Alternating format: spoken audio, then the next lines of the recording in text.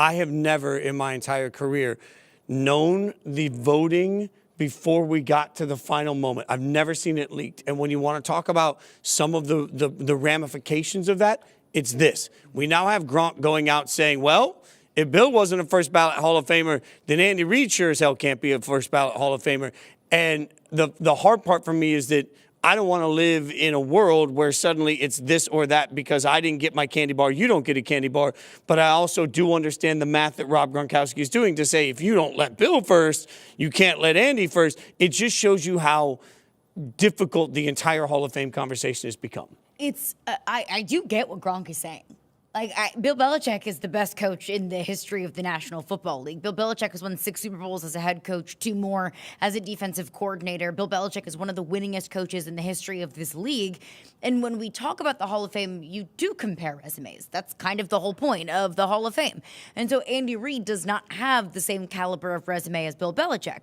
Andy Reid is a Hall of Famer. Andy Reid will be in Canton. So I see the math. The math is mathing for Gronk here. But it's not an indictment on Andy Reid, nor is it an indictment on Bill Belichick. Is it ridiculous that he wasn't a first ballot Hall of Famer? 1,000%. We all view him as such. Even if he isn't actually one, we all think that he is a first ballot Hall of Famer. It's more of an indictment on the process, that we can't punish Andy Reid or we can't punish any other coach that's going to be eligible for the Hall of Fame for Bill Belichick not getting in because it's a process issue.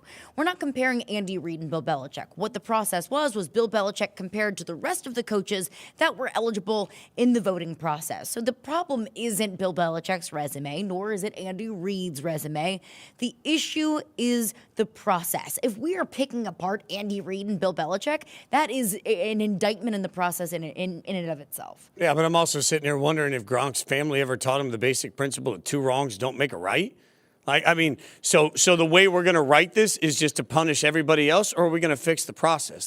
This is the most jarring part of what's happened with the Hall of Fame in the last 2 weeks that I don't think has gotten enough coverage. There are going to be men that have given everything for the opportunity to simply be considered a Hall of Famer, that we're going to find out were voted into this class. And instead of celebrating it like we have done every single year in NFL history, we are instead going to immediately analyze and fault that class for why is this guy in instead of Bill. These are the ramifications of a process that was clearly broken, and it honestly breaks my heart. Like, there are people that are going to find out that the thing that their family and they sacrificed everything for years has finally come to fruition, and they get a gold jacket. And the first conversation we're going to have is, him? Not Bill? We have never in history had a Hall of Fame class that was tainted from the day that it got in. And that's what's happened because of the voting process, because of the way the voters handled this, because of the lack of transparency. This entire thing is broken. And the real people that are the victims here, honestly, aren't just Bill Belichick. It's everybody that's about to become a Hall of Famer. And instead of having that moment be one of the greatest days of their life, their family's going to have to stay off social media and stay off of sports shows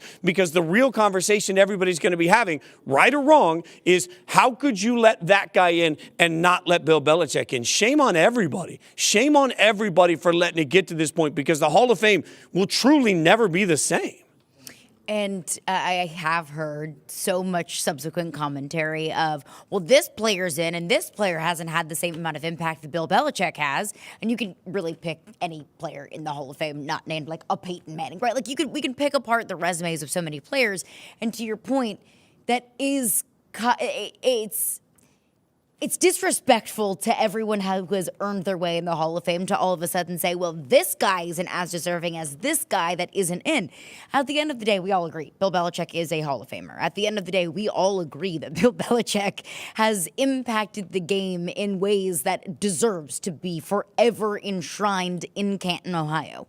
We all agree with that. That's the whole thing that we're all getting at here is we all want to, argue back and forth. The Andy Reid can't get in if Bill Belichick isn't in. When at the end of the day, we all agree all of these guys deserve to be in the Hall of Fame. So instead of pointing at what we're not supposed to be pointing at is ripping apart the resumes of guys who deserve to be in Canton, we're not looking at the real root of the issue. And I think, Fitz, that's the frustrating thing for me, because while I agree with Gronk and his sentiment, it's like, you're missing it. You're missing the point here. Yeah, and to me also, when you start talking about this entire Patriots legacy, every single time when Brady comes up. Like, one of the hardest things about being a fan of an epic ending that didn't go your way, like the Tuck rule, right? Every year when there's snow, it's, best playoff endings, snow endings. I have to relive this terrible thing all the time.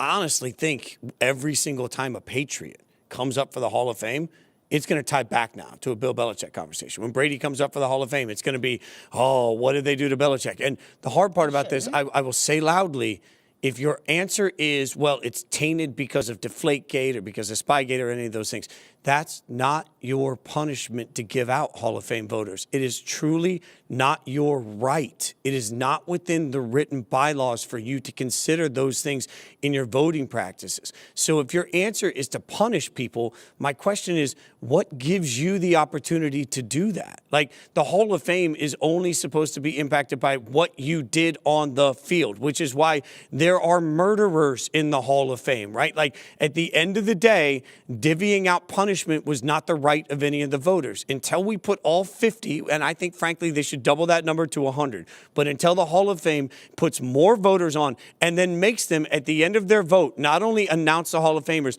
but put every single one of them on a podium with a microphone and ask them why they did what they did, why they selected what they selected, there will be no accountability. But the problem is now we've created question marks. Like, this Belichick cloud is going to hang over the Hall of Fame, not just today, not just tomorrow, not just for years. It's going to hang over the Hall of Fame for a generation, because this is one of those moments. And look, I'm not a fan of making people recast votes, but at some point, everybody that runs this process had to look at it and say, wait, guys, are we sure we got this right? Like, there had to be a better fail-safe, a better guardrail for this, because now, man, the entire process is going to be about the failure of Bill Belichick for the next decade. Like, and next year when he gets in, people are going to say, well, did he get in because he deserves it or because there was pressure on the voters? Like, this is just, it's a never-ending conversation. That's dumb. I'm sorry. That would be a stupid conversation. Did he get in because he deserves it or because of pressure from the voters?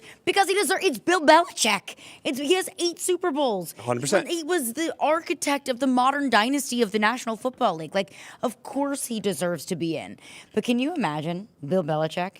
Now he gets to sit back and all of his haters are talking about how wonderful he is on TV. Oh, man. And on the radio and on the internet. Like, has there been a bigger 180 after the other biggest 180? Bill Belichick went from being up here to then all of the North Carolina and the Jordan Hudson of it all. We all looked at him so differently. And I was on record saying, and still kind of believe, I don't think anyone has tainted their legacy as much as Bill Belichick has over the last calendar year. And now here we are, everyone's singing the praises of Bill Belichick yet again, and he's sitting back and getting to enjoy. The Bill Polians of the world, one of his arch enemies, talk about how wonderful and amazing Bill Belichick is and deserving of being in the Hall of Fame. The turntables. The pawpaw transformation of Nick Saban we're seeing now to Bill Belichick. You're not wrong about any of that. And the hard part is that nothing now changes it. And I think they need to look at everything in this process. As I've said, I also think they need to figure out where the hell these leaks are coming from. Like, one of the magical things about the Pro Football Hall of Fame is the knock on the door, right? Like, and you see the visceral reaction of somebody when they get the knock on the door and they realize that, man, it was all for this moment. Like, that's what we live for. Those behind the scene videos where the gold jacket is delivered and you see grown men that, have fought for this opportunity break down in tears, right? We're denied all of that this year because there is no suspense. And unfortunately, as has been covered ad nauseum, 5 candidates were in the same pool. Only 3 could get voted for. We have a pretty good idea of, at least we know how 2 of those went. We'll see. But for every one of those men, even if they get a knock on a door, I have to wonder if it's bittersweet. I have to wonder if it resonates the same. And for all of us, the suspense that we could have had in that moment is gone. Man, the Hall of Fame needs to look at everything in their process. And if I ran it, the first thing I would do is I would start an entirely new process. I would make every single person reapply for the opportunity to be a Hall of Fame voter. I would cast a wider net, and I would ask people, how would you have treated the Belichick vote? And if the answer to that is stupid, if the answer to that doesn't follow your bylaws, if you didn't follow the bylaws and what you did after you voted, you don't deserve the right to vote anymore on the Hall of Fame. Like, I understand the credentials and the honor that the people have earned to have that voice. I don't think that that's a lifetime honor. I think that's an honor that needs to be questioned at every turn moving forward. It is the greatest honor that this sport offers. Winning a Super Bowl, yes, the glory that comes from that, but being enshrined forever in Canton and having a gold jacket is one of the most elite fraternities that we have in this sport and in this country.